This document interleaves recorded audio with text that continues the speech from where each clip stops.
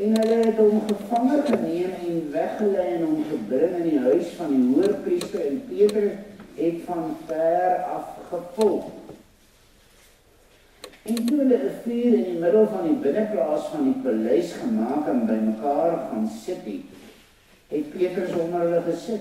En 'n diensmeisie het hom daar by die vuur sien sit, en nadat sy hom vas aangekyk het, sê sy, hierdie man was ook saam met hom. Maar hy het hom verloon en gesê, vrou, ek ken hom nie. En kort daarna sien iemand anders hom en sê, jy is ook een van hulle, maar Petrus sê, man, ek is nie.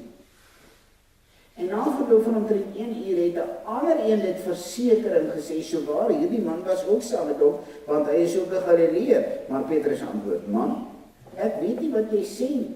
En onmiddellik, terwyl hy nog praat, het die haan gekraai. En die Here het hom omgedraai en Petrus aangekyk. En Petrus het die woord van die Here onthou wat vir hom gesê het, voordat die haan kraai sal jy my 3 maal verloon. En Petrus het buite toe gegaan en bitterlik geween. En dan net Lukas 24 vers 34, hierdie gangers van Emmaus, na die Here Jesus aan hulle verskyn het, sê hulle ook, vers 34, die Here het waarlik opgestaan, en hy het aan Simon verskyn. Miskien, broeders en susters, ken jy die uitdrukking wat sê, hy het my daarom 'n kyk gegee. Dalk kan jy dit sien, dalk het jy dit al beleef of dalk het jy dit al ervaar, dat iemand vir jy 'n kyk gee, 'n deurdringende kyk, of 'n vuil kyk, dit kan selfs 'n vuil kyk wees. Of het jy al beleef dat iemand vir jy kyk, asof hy dwars deur jy wil kyk? Het dit al beleef? Iemand wil dwars deur jou kyk. Kyk sonder om jou raak te sien. Kyk sonder om jou te groet. Dalk het jy dit al beleef, dalk ken jy dit, dalk ken jy die uitdrukking. Van 'n kyk lees ons vanoggend in Lukas 20 vers 61. En die Here het hom omgedraai en Petrus aangekyk. En Petrus het die woord van die Here onthou, wat hy vir hom gesê het, voordat die haan kraai, sal jy my 3 maal verloon. Petrus die sterke. Petrus die een waarvan ons in Matteus 16 vers 16 tot 18 lees, dat hy bely dat Christus die Here is en dat die Here Jesus dan vir hom sê, jy is Petrus. En op hierdie rots sal ek my kerk bou. Om net hier te lees dat die rots skuif. Om net hier te ontdek en raak te sien, broeders en susters, in hierdie gedeelte, dat 'n rots baie sterk en stewig is, maar dat 'n rots of 'n berg in die hand van die Here niks is. Petrus die sterke, en dat die Here Jesus te midde van sy verhoor, dat die Here Jesus te midde van al die mense wat daar by mekaar, kan jy dit indink, dis hier, net voordat hy voor die Sanhedrin moet verskyn, in die hitte van die oomblik, nadat hy gevange geneem is, dat hy vir hom omdraai, en dat hy Petrus aankyk.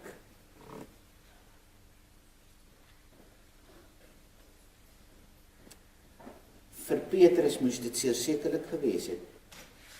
Ek sou sê berge val op my. Heuwels bedek my. As die Here Jesus so moet omdraai en my so moet aankyk, soos wat hy vir Petrus hier aangekyk het. Wat 'n oomblik. Lukas beskryf die verloning van die Here Jesus Christus deur die apostel Petrus. Te midde van Christus se swaar kry, te midde van sy lyding, te midde van sy vervolging, te midde van sy vernedering, op hierdie saak ook dat Petrus, die een wat moes hoor, jy is Petrus en op hierdie rots sal ek my kerk bou, dat hy daar moes hoor. Petrus sê, ek ken hom. 3 keer sê hy, ek ken hom. In vers 57, die eerste keer, hulle kom daar by mekaar, en daar rondom die vierende diensmeisie sê, ewe skielik, uit die bloute, maar hierdie man is saam met die Here Jesus Christus. Hierdie man is saam. En dan sê hy, vrou, ek ken hom nie. Vers 57, ek ken hom nie. En dan 'n tweede keer, kort daarna, net na die vrou dit gesê het, sê iemand anders, in vers 58, jy is ook een van hen. Maar Petrus sê, is dit half kort af? Man, ek ken hom nie. Man, ek ken hom nie. Is dit as gevolg van die ongemaklikheid van die situasie dat hy dit sê? Hoekom so kritisch, so kort? Man, ek ken hom nie. Man, ek is nie. Dus eers die diensmeisie en kort daarna iemand anders en dan in die hele uur later, sê die evangelie, sê die Bybel vir ons dit, na verloop van omtrent 1 uur, en na verloop van omtrent 1 uur, in vers 59, sê 'n ander een, so waar, hierdie man was ook saam met hom, want hy is ook 'n Galileër. En dan sê Petrus, man, ek weet nie wat jy sê nie, weer eens, 'n derde keer, en dan toe, is dit wat die Here Jesus omdraai, en dat die Here Jesus ook vir hom aankyk, en dat die Here Jesus na hom staan. Petrus se wêreld verklimming, alles stort ineen. Ons lees dat hy bitterlik huil, dat hy buite toe gaan. Dit het homself baie diep geraak, hierdie oom. En Petrus het buite toe gegaan en bitterlik geween. Die trane het gedrup. 'n bitterlike hartseer van die kant van Petrus. Hy het verklaar, hy ken hom, en toe in die kritiese oog, toe ontken hy dit. Hy is die een wat saam met hom sou loop, en nou het hy hom verloon, nou in sy krisisuur, waar dit die nodigste is, my broeder en suster, is dit nie maar ook ons nie. Is dit ook nie maar ons in die wêreld? As die situasie reg is en knus en warm in die kerk, en tussen ons medegelowiges, daar kan ons maklik bely en erken dat ons die Here Jesus ken. Hier tussen medegelowiges wat ons weet wat soos ons dink, wat soos ons redeneer, wat soos ons voel. Hier kan ons dit maklik doen, hier kan ons maklik praat. Maar daar by die werk, daar in die wêreld, daar buite, om dan om te draai en te maak. Partykeer sê ons dit nie. Nee, ons sal nie dit doen dalk heeltemal. Miskien sal ons dit nie sê nie. Juis omdat ons so bang is om dit te sê, maar so baie keer leef ons asof ons hom nie ken nie. So baie keer maak ons asof ons hom nie ken nie. Dit is so asof ons so neutraal is. as die Here se naam misbruik word, as dit wat heilig is vertrap word, wat doen ek nie? En as ons moet dink hoe die Here Jesus vir Petrus gekyk het, watter kyk? Soms sê ek kyk net meer as baie woorde. En wat presies hoedanig hierdie kyk was, moet ons nie bly raai. Maar dat dit wel 'n diep, deurdringende kyk was tot in die hart van Petrus, daaroor hoef ons nie te twyfel.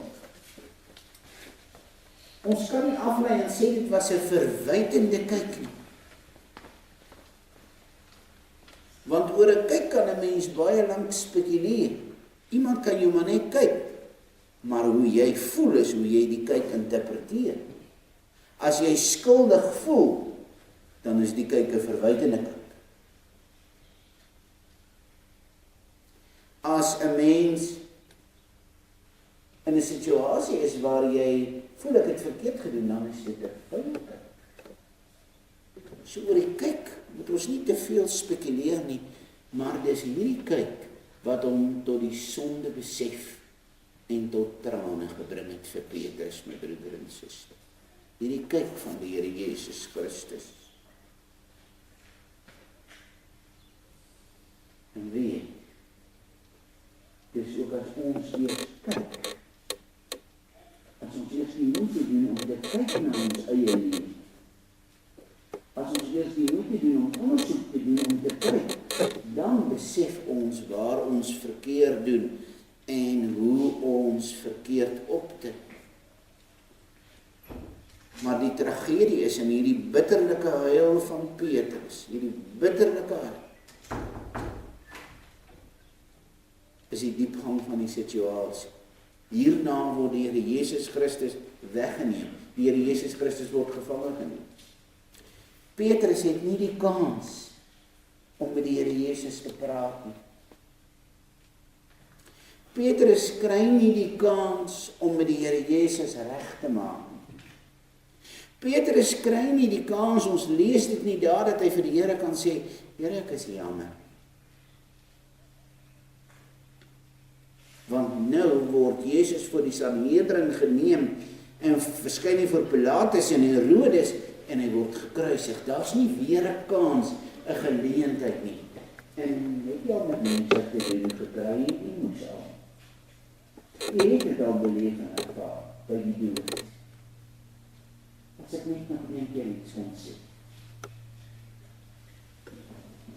En te kyk vir alles wat mense nie op goeie voet uit mekaar gaan nie. En iemand is weg. Daarom ek wens nie ek kon nog dit sê. Ek wens nie ek kon nog dit regmaak. Weet jy dit al? Weet jy dit al ervaar? En weet die broeders en susters, gewoon by dood en by afsterf is daar selfverwyting. Ons mense verwyk onsself so verskriklik maklik oor soveel en so baie dinge. Dis so half van ons En as daar nie iets is wat verkeerd is nie, dan dink ons iets uit. Ek het nie genoeg gedoen nie, ek het nie genoeg gepraat nie. Ag, het ek maar genoeg, het ek nog 'n bietjie tee ekstra gemaak. Het ek haar maar nog 'n bietjie meer bederf. So maklik, ons wil nog iets doen. Daar's nie 'n geleentheid nie. Dis op hierdie nood van verloning. Kan u dit indink waar Petrus staan? Dis op hierdie nood van verloning waar sy en die Here Jesus se paaie uitmekaar het.